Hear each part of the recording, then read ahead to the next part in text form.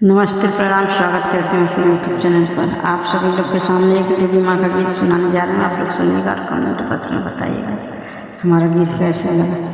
हे मैया झूला झूलाई दे जब अइबू अंगनवा, हे मैया झूला झूलाई दे जब अइबू अंगनवा।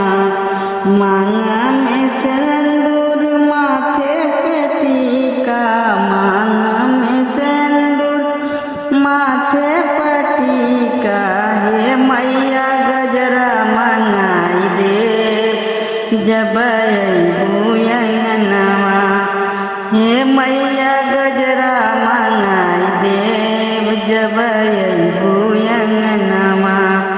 हे मैया झूला झूलाई देव जब अइबू अंगनवा, हे मैया झूला झूलाई देव जब अइबू अंगनवा।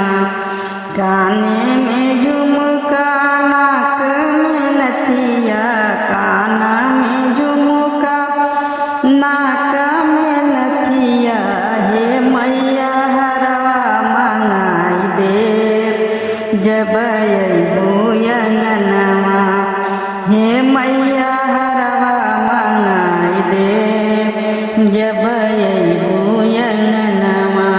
हे मैया झूला झूलाई दे जब अइबू अंगनवा, हे मैया झूला झूलाई दे जब अइबू अंगनवा।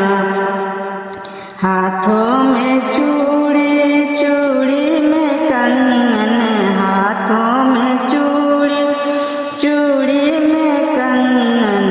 हे मैया मेहंदी रचाई दे जब अइबू अंगनवा, हे मैया मेहंदी रचाई दे जब अइबू अंगनवा। हे मैया झूला झूलाई दे जब अइबू अंगनवा, हे मैया झूला झूलाई दे जब अइबू अंगनवा। अंगों में चुनरी चुनरी में गोटा, अंगों में चुनरी चुनरी में गोटा। हे मैया लहंगा मंगाई दे जब अइबू अंगनवा, हे मैया लहंगा मंगाई दे जब अइबू अंगनवा।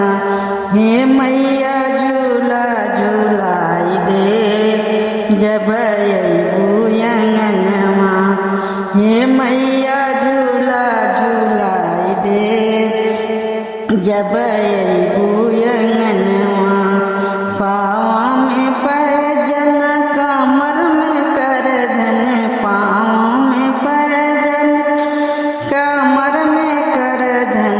हे मैया बिछिया मंगाई दे जब अइबू अंगनवा, हे मैया बिछिया मंगाई दे जब अइबू अंगनवा।